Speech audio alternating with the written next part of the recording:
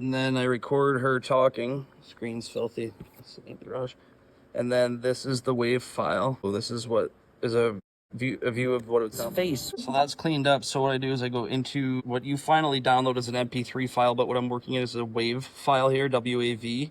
And that's a higher quality than an MP3. So I can go into here and this is a thermal map of her voice. So this is all the low frequencies. And then as you get up higher, these are the higher frequencies. And you can see, you come to learn where S's and F's and fr, like fricative sounds are. And then I can actually highlight them, delete them. I can make her voice come closer together.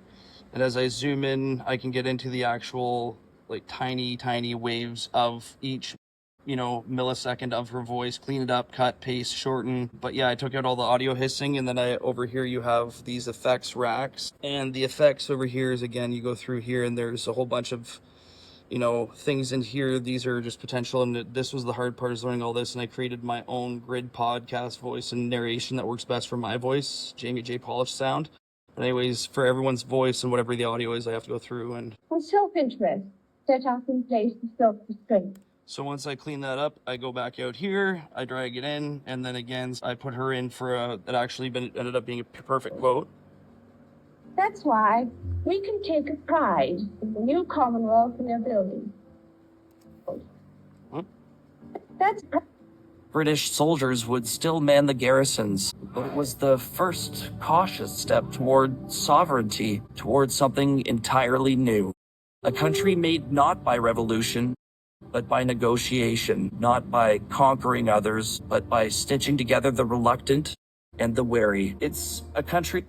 British soldiers would still man the garrisons. As I go back, you can actually see this is the first cautious step toward wouldn't join Canadian Confederation until 1949. Ambitious. This here is the decibels I want to keep at about minus 13, maximum minus 6. Beneath every polite greeting.